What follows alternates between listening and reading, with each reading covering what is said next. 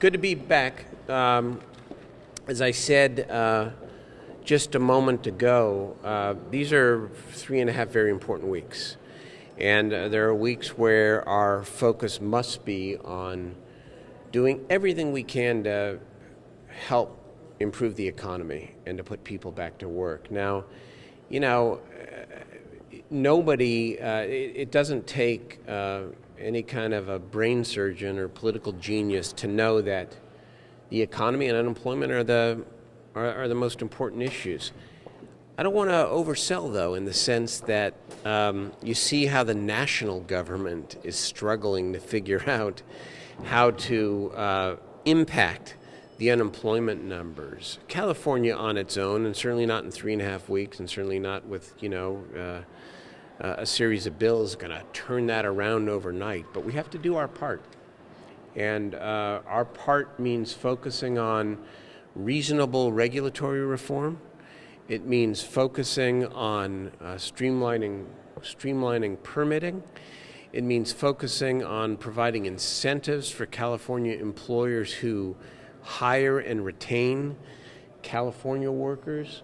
There's a whole host of measures that are pending on both the respective floors that can and should be packaged together to move and to demonstrate to the people of California that while balancing the budget is probably the most important thing we can do to maintain, to instill confidence, that we also have a lot of legislative tools here to help put people back to work. And that's where I intend to have my focus and the focus of our caucus over the last 3.5 weeks. In February, you went to the Metro Chamber. You got your 28,000 pages and all the binders, and you said we're going to move forward on that. That bill hasn't gotten through any committees yet. Well, because we have been working very closely with the business community actually to expand it.